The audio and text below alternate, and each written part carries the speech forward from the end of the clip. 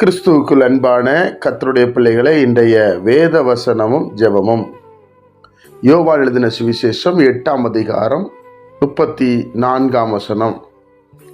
இயேசு அவர்களுக்கு பிரதியுத்தரமாக, பாவம் செய்கிறவன் எவனும் பாவத்துக்கு அடிமையாயிருக்கிறான் என்று மெய்யாகவே மெய்யாகவே உங்களுக்கு சொல்லுகிறேன்.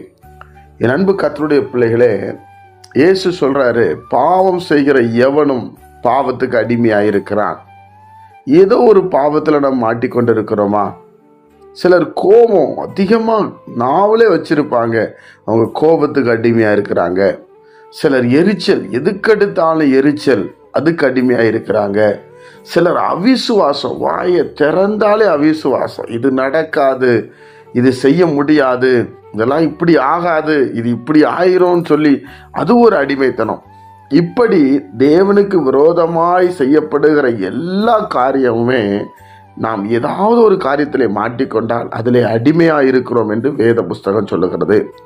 நீங்கள் நம்மளை யோசித்து பார்க்கணும் தேவனுடைய பிள்ளைகளே, நாம் எதை அதிகமாய் நேசிக்கிறோம், எதன் மேலே அதிகமாய் நாட்டம் வைக்கிறோம், அதிலே தேவன் எப்படி பிரியமாய் இருப்பா?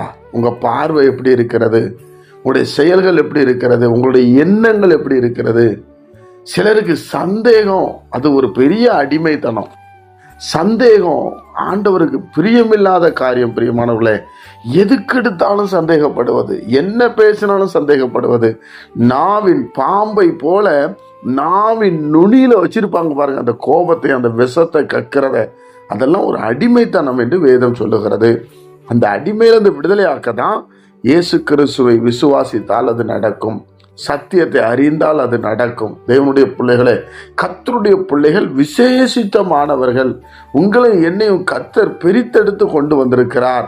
நம்மளை ஆசீர்வதிக்க அவர் பிரியமாய் இருக்கிறார். தேவனுடைய பிள்ளைகளே, நீங்களும் நானும் கவலைப்பட வேண்டியதில்லை என்று கர்த்தர் சொல்லுகிறார்.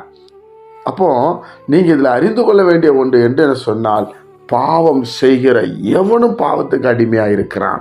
நம்ம ஏதாவது பாவம் பண்றோமா? அதுலேருந்து வெளியே வர நம்ம முயற்சிக்கணும். இயேசுவின் நாமத்தில் வெளியே வந்துடணும். கோபம், எரிச்சல், கலாத்தியர் 5ஆம் அதிகாரத்தில் எழுதுகிறார் இல்லையா, மாம்சத்தின் கிரியைகள், அதெல்லாம் நம்மளுக்குள்ள இருந்தால் நம்ம அடிமையில் இருக்கிறோம் அர்த்தம். அதிலேருந்துலாம் வெளியே வரணும்.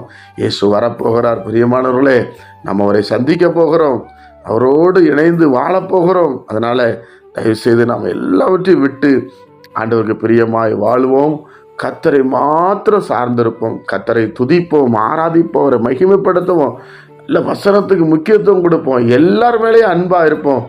ஏதோ ஒன்று கிடைக்குன்னு யார்ட்டையும் பழகக்கூடாது. பிரியமானவர்களே, ஆண்டவருக்காக இயேசு கிறிஸ்து நாமத்தினால அவர் நம்மை நடத்த உண்மையிலவராக இருக்கிறார். ஜெபிப்போமா? பரிசுத்த பிதாவே, உம்முடைய குமாரன் இயேசு கிறிஸ்துவின் நாமத்தில் நாங்கள் வருகிறோம்ப்பா. நாள் வாசித்த வசனத்தின்படி நாங்கள் நிறைய காரியத்தில் அடிமையாக இருக்கிறோம். கடனுக்கு அடிமையாக இருக்கிறோம் ஆண்டவரே. அப்பா, எல்லாம் நிறைய விஷயத்தில் அடிமையாக இருக்கிறோம். நீங்கள் எங்களை விடுதலையாக்கி ஆண்டவரே, நாங்கள் இந்த பூமியில் சமாதானமாக வாழ எங்களை ஒப்பு கொடுக்கிறோம். கேட்கிற ஒவ்வொரு பிள்ளைகளையும் ஆசீர்வதியும். இயேசு கிறிஸ்துவின் மூலம் ஜெபிக்கிற நல்ல பிதாவே, ஆமென்.